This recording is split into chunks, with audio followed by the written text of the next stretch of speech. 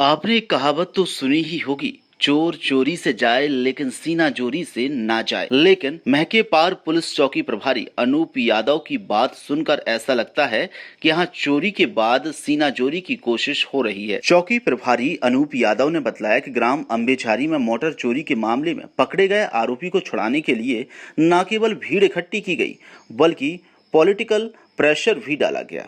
चौकी प्रभारी ने बताया कि मामले में चोरी की प्लानिंग से लेकर पूछताछ तक और इसके बाद चोरी की गई मोटर जब्त किए जाने तक पुलिस ने सफलता तो हासिल की, लेकिन अब आरोपी को नहीं छोड़ने की धमकी दी गई है।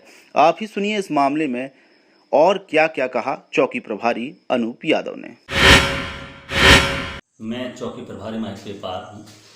ग्राम आमेझरी में दिनांक 11/4/20 को एक मोटर चोरी की घटना घटित हुई थी, जिसमें दिनांक 18/4/20 को फरियादी द्वारा रिपोर्ट करने पर चौकी पर अपराध कायम कर विवेचना की गई। बताया गया कि जहां से मोटर चोरी हुई थी वहां कच्ची शराब बिकती थी। कच्ची शराब पीने वाले रामफल से पूछताछ की गई, जिसने कि बताया कि उससे ग्राम आमेझरी का सेवा बोल रहा था कि एक मोटर चोरी करना है। जिस संबंध में वापस आते समय रामफल के द्वारा बताया गया कि आरोपी सेवा को चोरी करते हुए देखा गया। पूछताछ के बाद दिनांक 19/4/20 को संदेही सेवा को पुलिस अभिरक्षा में लिया गया। पूछताछ की गई, जिसने जुर्म स्वीकार किया एवं चोरी की गई मोटर दी, जिसको पुलिस के द्वारा बरामद किया गया, बताए स्थान से बरामद किया गया। आरोपी को गिरफ्तार करके चौकी लाया गया, जहां आरोपी के परिजन के द्वारा ग्राम आमेझरी में भीड़ एकत्रित कर पुलिस के विरुद्ध आरोपी को छुड़ाने के लिए दबाव बनाया।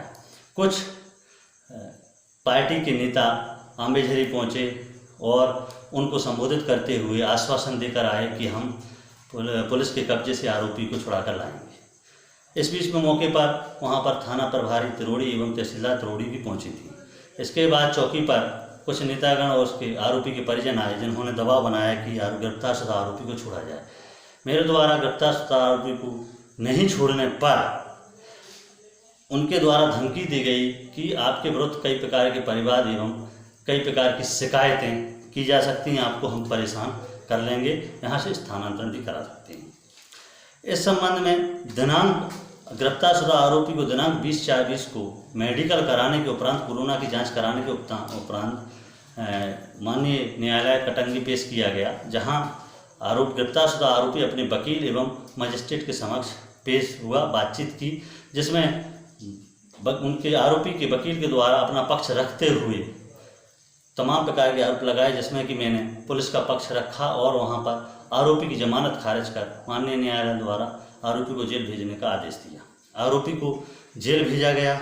वर्तमान समय में मुझे पता चला है कि तरह तरह के आरोप लगाए गए। पूर्व में पेपर के माध्यम से पता चला था कि इनके द्वारा मारपीट के आरोप लगाए गए थे। किसी प्रकार की एमएससी में कोई चोट नहीं आई। अब अमानवीय कृत्य का आरोप लगाया गया, जो पूर्णतः झूठा है।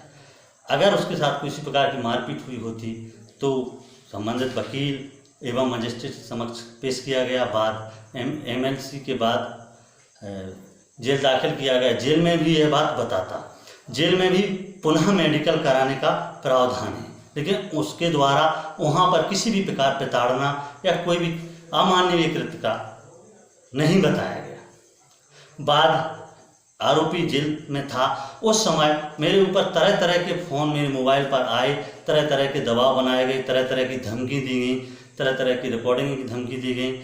इसके बाद आरोपी के छूटने के बाद में आरोपी को यह षड्यंत्र रच करके, सिखा पढ़ा करके विगत 9 दिन से पुलिस पर ये दबाव बनाया जा रहा है। झूठी कहानी रच करके पुलिस पर दबाव बना करके छवि खराब की जाएगी। वर्तमान में कोरोना के संक्रमण से पुलिस कितनी मेहनत से ड्यूटी कर रही है। मेरे क्षेत्र में लगातार महाराष्ट्र का 20 किलोमीटर का बॉर्डर लगता है, लगातार दिनों रात नौकरी कर रहे हैं।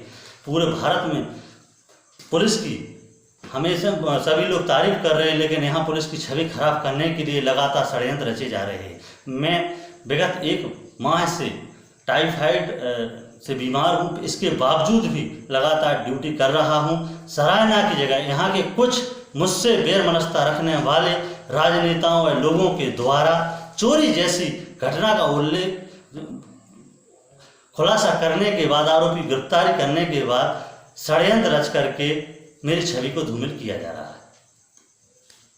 वहीं इसके उलट अगर देखा जाए तो अब गंभीर आरोप सामाजिक कार्यकर्ता और पॉलिटिशियन भी लगा रहे हैं। आशुतोष विसेन, जिन्होंने कई गंभीर आरोप प्रशासनिक अधिकारियों पर लगाए हैं, पुलिस की कार्यप्रणाली पर सवालिया निशान भी खड़े किए हैं। आइए हम आपको सुनवाते हैं उन्होंने क्या कहा। मांग करते हैं कि अगर वो चोर है तो उसके ऊपर कानून ने पूरी कार्रवाई करना चाहिए, उसको सजा होना चाहिए। परंतु वो निर्दोष है तो माननीय न्यायालय के ऊपर हमको भरोसा है कि वो उसके साथ न्याय करेगा। परंतु जो घटनाएं हिरासत में हुई, उसने जो हमारे सामने सबके समक्ष बताया कि पुलिस हिरासत में उसके साथ मारपीट की घटना कारित हुई, उसको अवैधानिक तौर पे 70 घंटे से ज्यादा पुलिस हिरासत में रखा गया, उसके मानव अधिकारों का उल्लंघन हुआ और साथ ही साथ उसको तिरोड़ी चौकी प्रभारी द्वारा मानव मूत्र पिलाने का कुत्सित कार्य हुआ, जो पूरी मानवता को महकेपार चौकी प्रभारी द्वारा महकेपार चौकी में मानव मूत्र पिलाने की जो कुत्सित घटना कारित की गई, पूरी मानवता को शर्मसार करने वाली और कलंकित करने वाली ये घटना है। साथियों, मैं आपको बताना चाहता हूं, भारत के संविधान में, आईपीसी में कहीं भी नहीं लिखा कि किसी मुजरिम को सच उगलवाने के लिए मूत्र पिलाया जाए या उसको लेटरिन खिलाई जाए। और अभी कोरोना महामारी में जो छूत की बीमारी है, एक दूसरे से खांसने मात्र से वो बीमारी फैलती है, तो ऐसी स्थिति में अगर उसको मूत्र पिलाने जैसा निंदनीय कार्य किया गया तो ये अक्षम्य और बहुत ही बड़ा जघन्य अपराध की श्रेणी में आता है। इसके संबंध में संबंधित व्यक्ति के द्वारा गए शनिवार को थाना प्रभारी तिरोड़ी के समक्ष लिखित शिकायत दी गई। परंतु मैं आपको बताना चाहता हूं, ये लिखित शिकायत है, ये थाना प्रभारी तिरोड़ी ने दिया है। आप देखिए, इसमें सील इतने हल्के तरीके से लगाई गई है कि सामान्य निगाहों से सील आदमी देख भी नहीं सकता। जबकि अगर पुलिस के खिलाफ भी कोई शिकायत हुई है तो उसकी जांच भी पुलिस ही करेगी और सच का सच और झूठ का झूठ हो जाएगा। पानी पानी हर चीज को क्लियर पुलिस कर सकती है। तो फिर इसको ओसी देते समय इतनी बड़ी लापरवाही करना या जानबूझकर ऐसी हरकत करना कि वो घटना को इन दस्तावेजों की फोटोकॉपी न हो सके और ये उजागर न हो सके, ऐसी घटना या संदेहात्मक कार्रवाई ऐसा प्रतीत होता है। मैं आपको बताना चाहता हूं, आज ये एसडीओपी कार्यालय भी गए थे, यहाँ पे शायद कागज रखा था, मैंने आपको देखने के लिए दिया था। एसडीओपी कार्यालय भी ये लोग गए थे, क्योंकि लॉकडाउन का समय है, लॉकडाउन की मर्यादाएं हैं, कोरोना वायरस का खतरा है, इसलिए बालाघाट पुलिस अधीक्षक के समक्ष जाने का खतरा उन्होंने भी नहीं उठाया। कोरोना महामारी के चलते उन्होंने व्यवस्था पर भरोसा करते हुए अनुविभागीय पुलिस अधिकारी को अपनी लिखित शिकायत प्रस्तुत करी। इस शिकायत में भी आप देखिए कि सील किस तरीके से लगाई गई है, जो सामान्य आंखों से देखने के लिए बड़ी मशक्कत करना पड़े। तो ये पुलिस की कार्रवाई पर संदेह उत्पन्न करने जैसा है। मेरा ऐसा मानना है कि अगर थाना प्रभारी के पास या अनुविभागीय अधिकारी के पास कोई व्यक्ति अपनी शिकायत लेकर के जाता है तो उसको स्पष्ट तौर पे